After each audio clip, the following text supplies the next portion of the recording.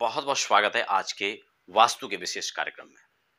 देखिए, वास्तु को लेकर के जहां आज बहुत तेजी से इसका प्रचलन चल रहा है, बहुत तेजी से लोग इसके बारे में जानने की उत्सुकता रखते हैं, लेकिन वहीं इस बात से भी दो राह नहीं है कि हमें उसकी डीप जानकारियां कम और भ्रम भी लगभग व्याप्त होता रहता है। ऐसे में अगर आज मैं बात करूं व्यावसायिक स्थल ऑफिस की बात करूं, तो आप अगर अपने उस कार्य क्षेत्र में कहीं ना कहीं सफलताओं को प्राप्त नहीं कर पा रहे हैं, उच्च सफलता आप नहीं प्राप्त कर रहे हैं, कहीं ना कहीं बाधाएं आ रही हैं, विघ्न आ रही हैं और आप जहां तक पहुंचना चाहते थे उसमें कोई रुकावटें हैं, तो आज ये वीडियो आपके लिए है। देखिए, आप अपने बैठने के स्थान का उसके लिए दिशा निश्चित कर सकते हैं।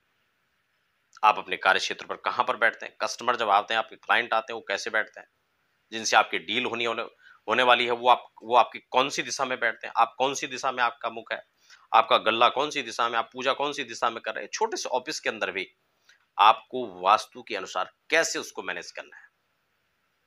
हालांकि घर की वास्तु हो या फैक्ट्री का वास्तु हो, मैं लगातार उसके आपके साथ में चर्चा करता रहता हूं और उसकी जानकारी आपको देता हूं। आज खाली हम वास्तु के इस चैप्टर में ऑफिस की बात करेंगे और ऑफिस में भी आपके बैठने की खासकर बात करेंगे।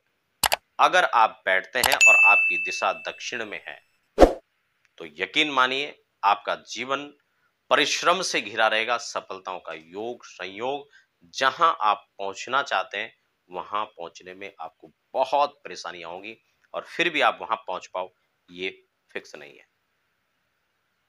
आप सरलता चाहते हैं, आप इजी मूव करना चाहते हैं, तो कैसे कर सकते हैं।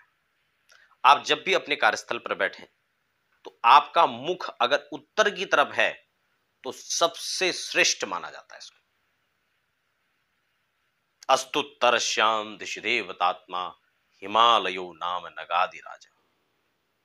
महाकवि कालिदास, उन्होंने अपने दिव्य ग्रंथ की संरचना में सबसे पहले उसके शुरुआत में मंगलाचरण में अस्तुत्तर श्याम दिशि देवतात्मा कह करके शंभु जो है अपने मंगलाचरण में कहा, उत्तर की दिशा देवताओं की आत्मा है। उस दिशा से जुड़ करके यदि आप अपना काम करते हैं, उस दिशा में आपका मुख है, तो यकीन मानिए उत्तर की दिशा कुबेर की दिशा भी मानी जाती है। आपके धन आगम के स्रोतों को आकृष्ट करने वाला आपका व्यक्तित्व, आपकी कार्यशैली, आपकी कार्य क्षमता, ये उस दिशा से जुड़ी हुई। इसका आपका मुख हमेशा से उस दिशा में होना चाहिए। और उससे एक खास बात का संयोग ये भी बनेगा कि आपके सामने बैठने वाले का मुख दक्षिण दिशा की ओर हो जाएगा और जब भी वह दक्षिण दिशा में बैठेगा तो उसका आकर्षण आपकी तरफ बढ़ेगा और वो आपकी बातों में झुकता चला जाएगा। आपकी बातों को समझने में उसको बहुत ज्यादा कठिनाइयां नहीं होने वाली, वो स्वाभाविक रूप से आपकी बातों को समझ जाएगा। आपको कम मशक्कत करनी पड़ेगी, कम मेहनत करनी पड़ेगी। तो आपको इस बात का ध्यान रखना है कि उत्तर उसके लिए सर्वश्रेष्ठ दिशा हो सकती है। अगर वहां पर नहीं बन पा रहा है तो आप ईस्ट और जो नॉर्थ का कोना है उस दिशा में भी आप अपना मुख कर सकते हैं।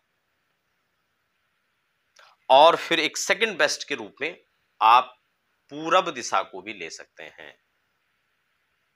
इसके अलावा आपको खासकर दक्षिण दिशा से बचना है और साउथ और वेस्ट का कोना, वहां से भी आपको बचना है। जबकि आप नॉर्थ और वेस्ट का कोना अगर लेते हैं तो वहां आपका मन विचलित रहने वाला है, स्थायित्व तो नहीं हो पाएगा। इसलिए आप अपने दुकान पर कैसे बैठते हैं इसको आप जरूर विचार करें, आप अपने ऑफिस में कैसे बैठते हैं इसको जरूर विचार करें और आज ही अपने फर्नीचर, अपने कुर्सी, अपने टेबल का आप अपने स्वरूप को चेंज करें और आज से ही इसका रिजल्ट देखें।